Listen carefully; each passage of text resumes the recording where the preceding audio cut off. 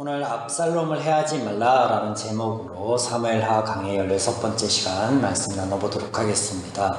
다윗은 압살롬의 반역의 소식을 들었을 때 맞서기보다는 도망을 택하였습니다.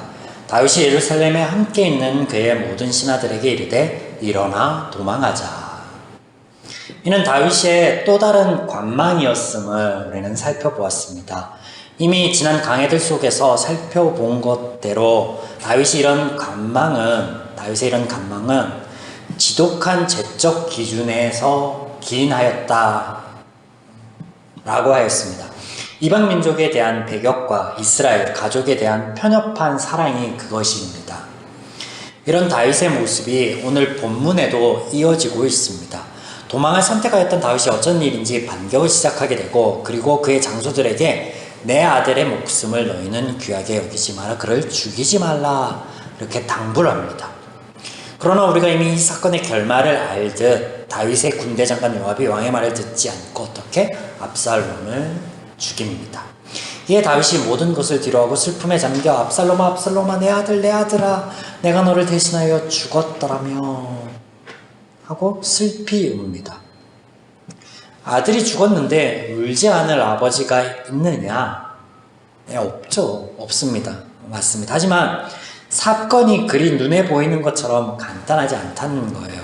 다윗이 도망칠 때 따라 나와 저주를 퍼붓던 시므이의 말처럼 다윗이 피를 많이 흘린 사람입니다. 사람을 많이 죽인 자이다라는 거죠.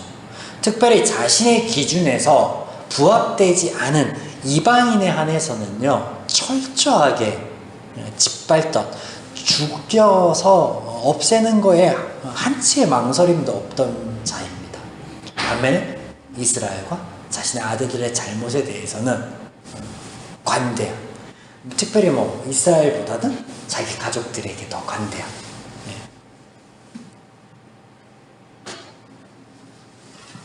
바른 판단을 보이지 못하는 모습들을 우리가 그간에 보았다라는 거예요.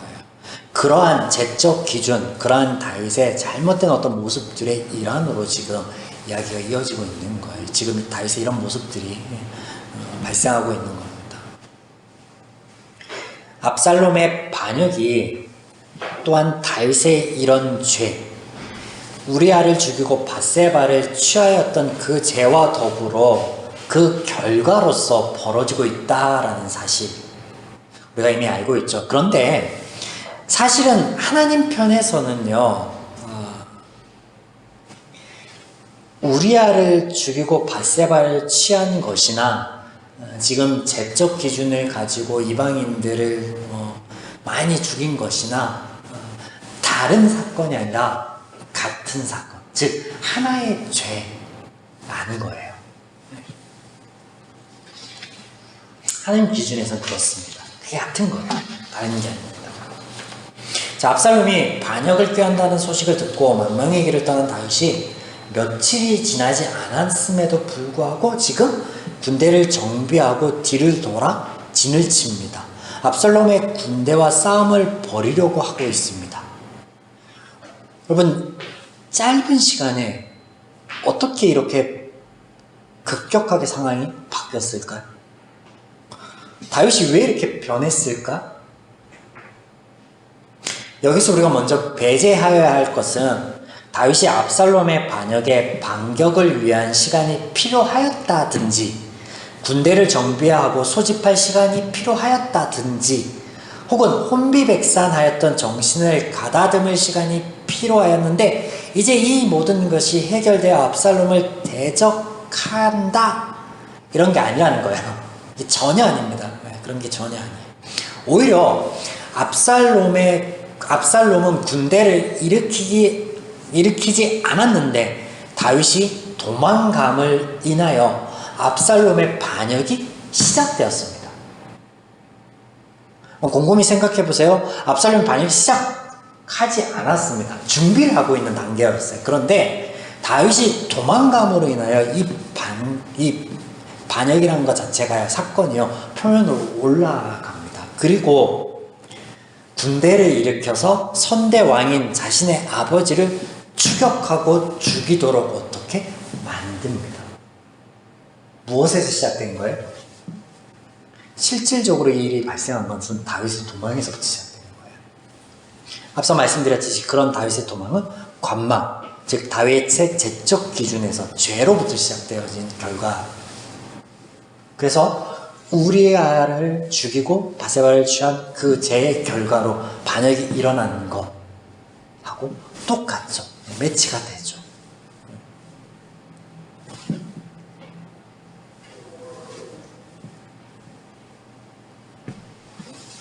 그래서 다윗이 군대를 보내고 진을 치게 된 이유, 도망, 관망하겠다라고 하였다가 이게 바뀐 이유에 대해서는 오늘 말씀 안에서 한 2가지 정도 우리가 찾아볼 수 있을 것 같아요. 첫째는 도망으로 해결된 문제가 아니었다라는 거예요. 다윗이 이것을 보게 됩니다. 왜냐하면 다윗이 도망을 가고 왕성이 비었을 때 압살롬은 많은 백성들의 마음을 이미 얻었기에 왕의 자리에 순탄하게 오를 수가 있었죠.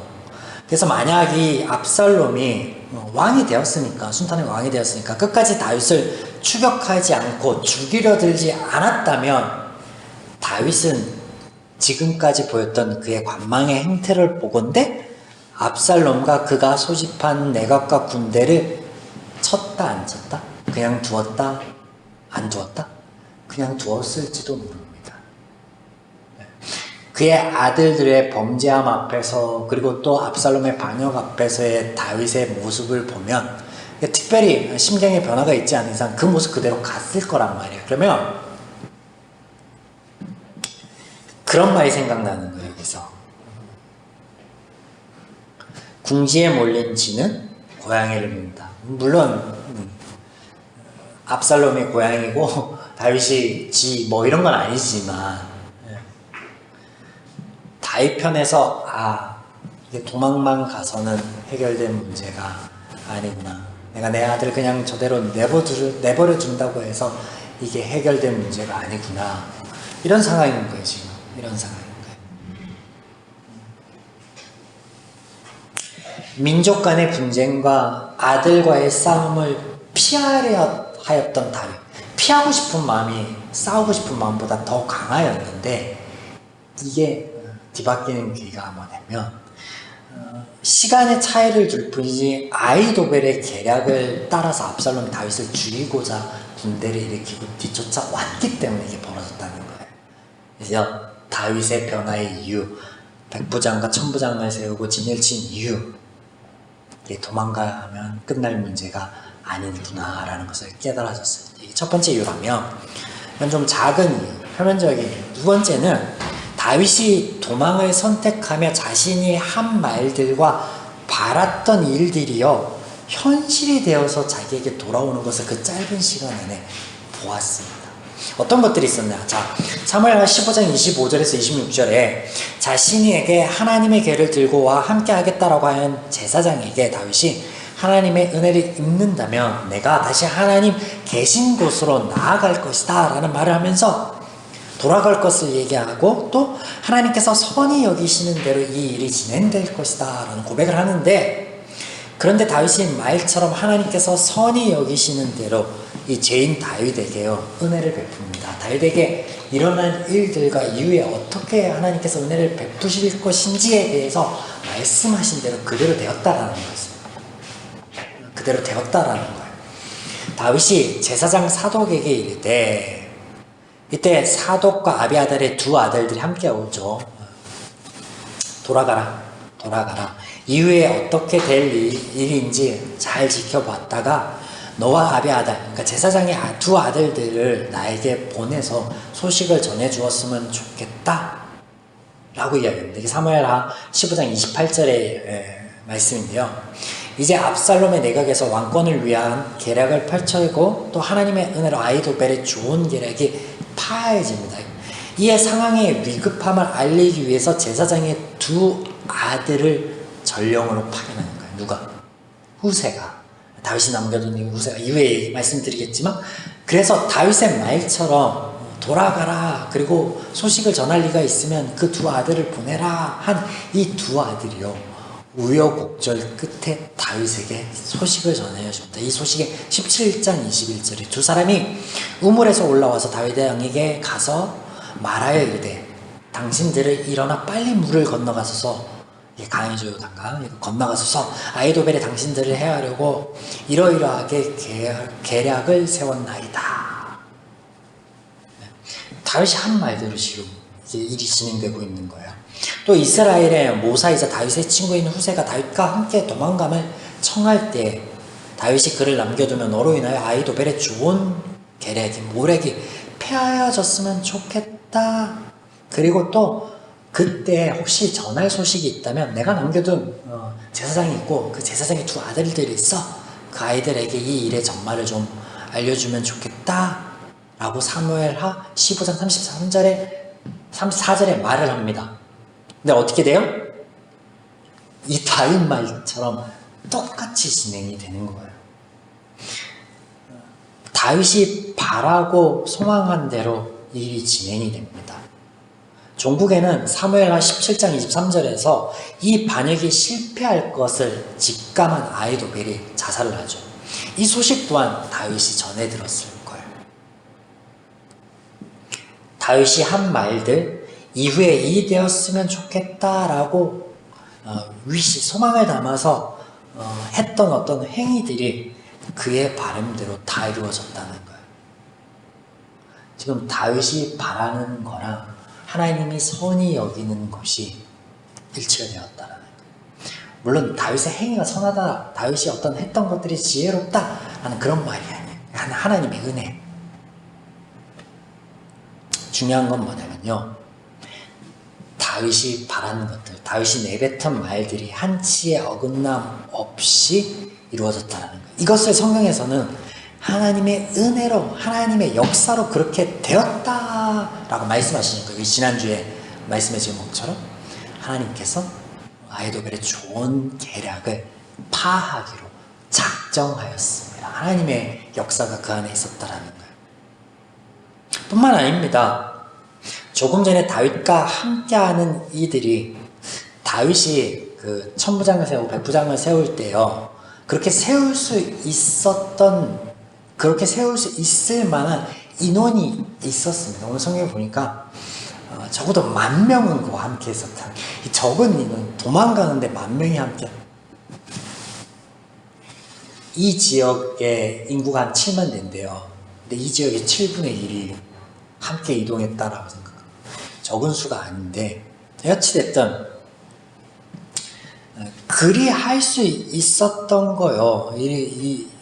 있었던 게요, 다윗 편에는요 선이었지만 하나님 편에서는 은혜였거든요. 어떤 일들이 있었냐면요, 다윗의 도망을 택하였을 때 함께 하는 이들이 수가 적지 않았을 뿐만 아니라 중간중간에 합류한 이들도 있었고, 또 이들을 이렇게 도망가는 이 많은 이들을 위로하는 이 위로함이 지속되었음을 우리는 볼 수 있습니다.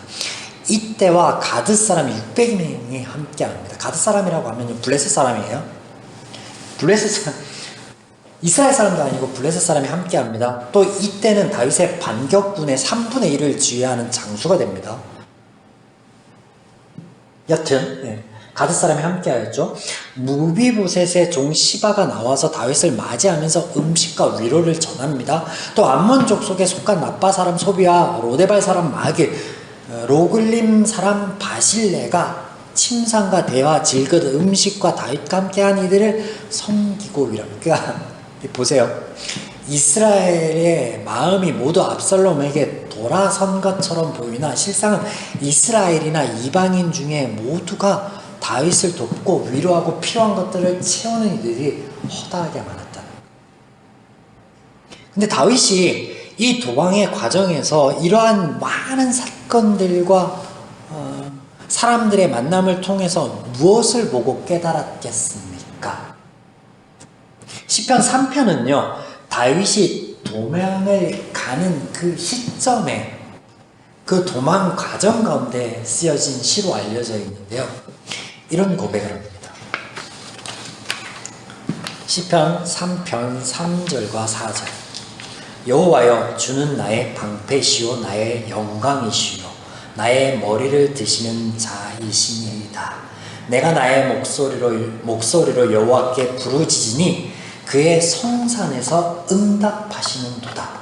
뭐예요? 하나님께서 나의 방패요 나의 영광이 되시고 나를 들어주시는, 나를 세워주시는 자이십니다. 내가 내 목소리를 하나님께 바쳐드렸는데, 내가 내 바람은 하나님께 아래였는데 그 말과 같이 하나님이 나에게 응답하여 주셨습니다 라고 고백합니다. 다윗이 이 일련의 모든 일들을 통해서 무엇을 보았다는 거예요? 하나님의 은혜를 보았다라는 거예요. 이미 그가 왕이 되기 전에 사울을 피해서 도망다녔을 때 보았던 것을 한 번 더 본 거예요. 참 재밌는 것은요, 다윗이 그런 그가 돌이킨 장소가 어디냐면요, 마하나임입니다. 마하나임이 어떤 장소예요? 이스라엘이라는 이름이 처음으로 등장한 장소입니다. 즉 야곱이 집으로 돌아갈 때 하나님의 군대를 본 장소이고 하나님과 더불어서 싸워서 이긴 장소, 그래서 얻은 이름 마하나임. 성경 저자이신 하나님의 복선이 여기에 깔려 있으니 보이지 않습니까? 야곱이 그의 형 때문에 마음이 심히 괴롭고 죽을 위기에 있을 때 하나님께 부르짖고 하나님을 만나고 하나님의 은혜를 입었던 장소에서 다윗이 하나님의 동행하심을 깨달아 돌이킨 장소가 되었다는 거예요.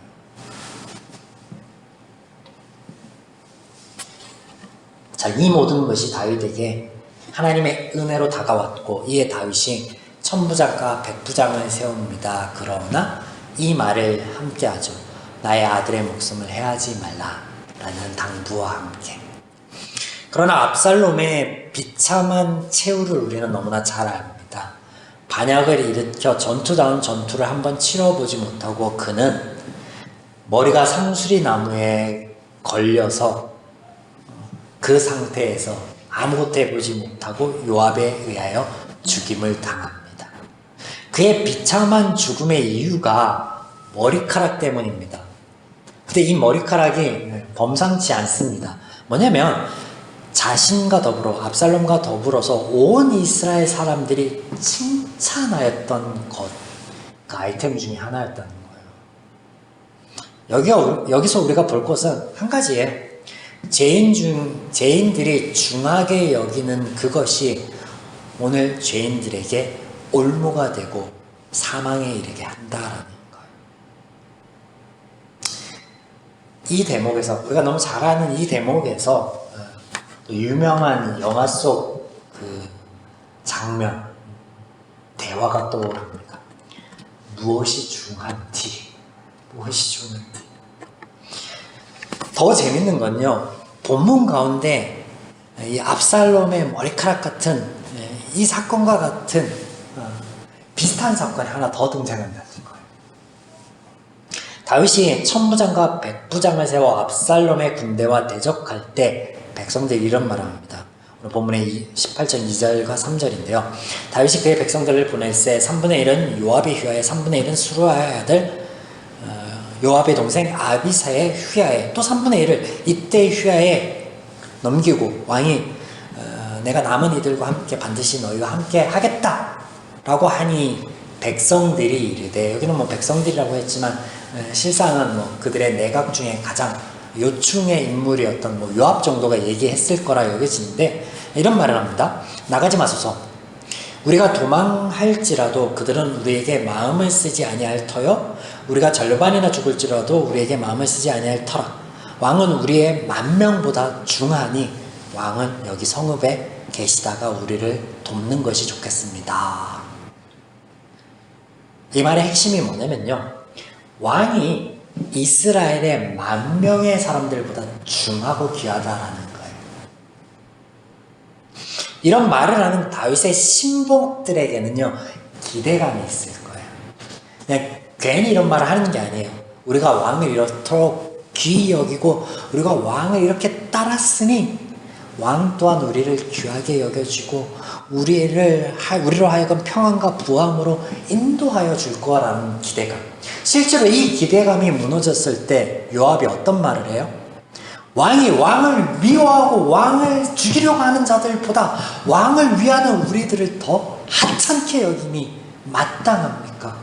오늘 그 마음을 돌이키지 않으면 이 밤이 지나기 전에 왕과 함께 하던 이들이 모두가 마음을 돌이켜 왕으로부터 벗어날 겁니다. 왜? 그 기대감처럼 왕이 하지 않으니까. 자, 보세요. 백성들이, 신복들이 기대한 것과는 다른 말을 왕이 하는데, 왕이 요압과 아비새와 이때에게 명령하여 이르되 나를 위하여 젊은 압살롬을 너그러이 데리고 와라. 왕이 압살롬을 위하여 모든 군대 장관에게 명령할 때 백성들이 다 들으니라. 이 내각과 그 신복들과 모든 백성들은 왕이 우리 모든 이들보다 귀하다라고 할 때 왕은 그래 나도 너희를 귀하게 여길게가 아니라 압살롬 하나를 귀하게 여깁니다. 보세요. 여러분, 몇만 명의 병사들이 아비규환이 되어서 전쟁을 벌입니다. 본문에 보니 지형 또한 평지나 개알지가 아닌 에브라임 수풀입니다. 아주 그 지형적으로 험난하여서 전쟁을 통해 죽은 이들보다 이 험난한 지형 때문에 실족하였거나 잘못 뛰었거나 이렇게 해서 죽은 이들이 더 많았다라는. 그래서 이런 그 맹렬한 그 싸움보다도 험한 이 지형을 통하여서 아주 어려움을 겪고 있는 이 아비규환의 이 전쟁터 속에서 수장인 압살롬을 해하지 않고 승리로 이끌어야 한다? 쉬운 일이 아닙니다. 결코 쉬운 일이 아닙니다. 이것 때문에, 이 왕의 명령 때문에 얼마나 많은 사람들이 다치고 죽겠습니까? 여러분 생각해 보십시오. 다윗 편에만 1만이지만 그 외에 다윗을 치기 위하는 이들은 더 많았고 실제로요 2만이 넘는 인원이 이 상황 가운데 죽어나갑니다. 그런데 그 많은 사람들을 위한 이야기를 하기보다 다윗은 압살롬의 안위가 더 중하고 귀하다라는 거예요. 마치 다윗의 신복들, 함께한 백성들의 말처럼 왕은 우리 10,000명보다 더 중합니다 라고 하였던 이 죄인의 기준 바램, 이것이요 그들을 사지로 내몰고 있다는 거예요. 다윗을 통해서. 이해가 되세요? 죄인이었던 압살롬이나 이스라엘 백성들이요 압살롬의 수려한 외모 때문에 와 하고 칭찬했단 말이에요. 근데 그 수려한 외모 때문에 압살롬이 죽거든요. 이스라엘 백성들도 지금 내각들도 왕이 우리 모든 이들보다 중요하고 귀합니다 라고 한단 말이에요. 근데 그 왕 때문에, 이 다윗 때문에, 이 다윗의 엉뚱한 말 때문에, 제적 기준에서 나온 그 말 때문에요 죽음으로 지금 내몰리고 있습니다.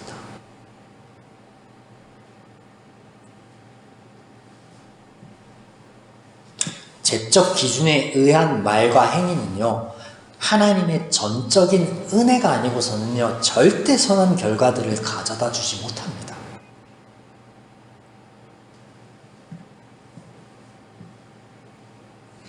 그리하여 다윗의 또 다른 혈육이요 군 장관 요압은요 다윗의 말에 반기를 들고 결국은 요압을 죽임으로 왕과 반목하는데, 이러한 반목이 이후에 다윗을 버리고 또 다른 아들의 반란에 동조하는 배신 세력으로 요압을 그렇게 몰고 갑니다.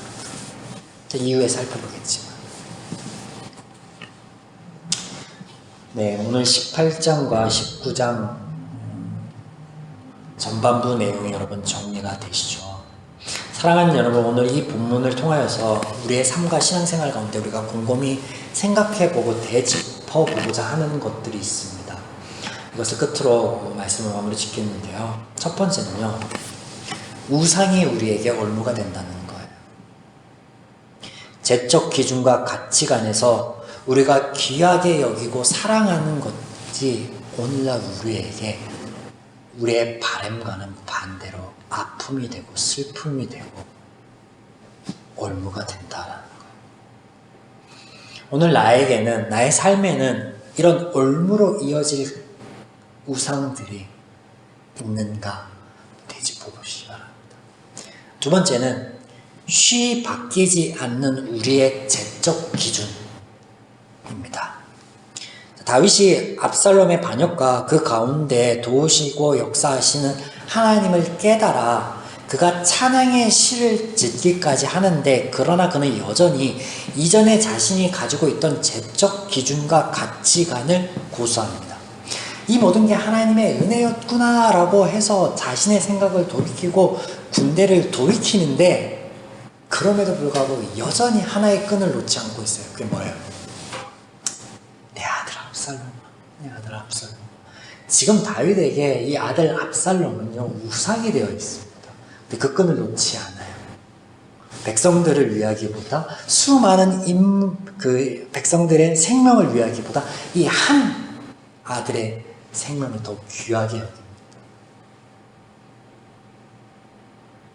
오늘 나는 나의 마음과 생각, 삶을 바꿔줄 하나님의 은혜의 말씀이 내 마음 가운데, 내 머리 가운데, 내 삶 가운데 밀려들고 있는데, 변화를 꾀하기는 커녕 여전히 내 고집을, 내 가치관을, 내 생각을, 내 기준을 고수하고 있지는 않은지 돌이켜봐야 됩니다. 마지막으로 관계의 지혜에 대해서 배우게 됩니다. 다윗과 함께한 백성들과 그의 장수들은 다윗이라는 왕을 귀히 여깁니다. 이런 그들의 기준에는 하나님의 마음과 하나님의 기준이란 없습니다. 하나님 앞에서는 그들 모두가 평등하고 귀한 이들입니다. 근데 이에 다윗이 자신의 기준, 자신의 것만을 자신의 기준으로 삼은 그 아들만을 귀히 여깁니다. 종국에는 어떻게 해야 돼요? 관계가 틀어지죠.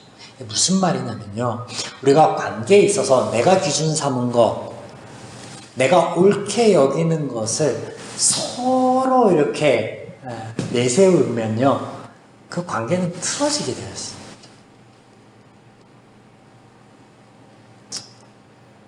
공동체 이전에 우리 과정을 봅시다. 아니, 사랑하는 사람과의 관계를 봅시다. 내가 사랑을 할 때 나의 사랑, 내 방식대로의 사랑만을 고수하고 나 또한 그렇게 사랑을 받기를 소망하면요, 그 관계는 아주 어렵습니다. 이혼율이 계속해서 증가하죠. 그걸 못 내려놓으니까 그래요. 내 방식대로의 사랑만을 고수하니까 그렇습니다. 우리가 관계에 있어서 나의 생각과 나의 기준만을 내세운다면 그 관계의 끝은요, 결국 하나예요. 파국. 그래서 말씀 가운데요, 에베소서에 보면요, 자녀가 부모를 사랑함에 있어서도, 또한 부모가 자녀를 사랑함에 있어서도, 그리고 아내와 남편이 서로 사랑함에 있어서도 하나님의 지혜, 하나님의 기준, 하나님의 마음으로 하라고 우리에게 알려주시고 계시죠. 여러분, 나의 주위를 돌아보십시오. 여기 하나님의 마음과 기준을 나누고 품은 하나의 기준으로 함께하고 있는 공동체 회원들이 있습니다.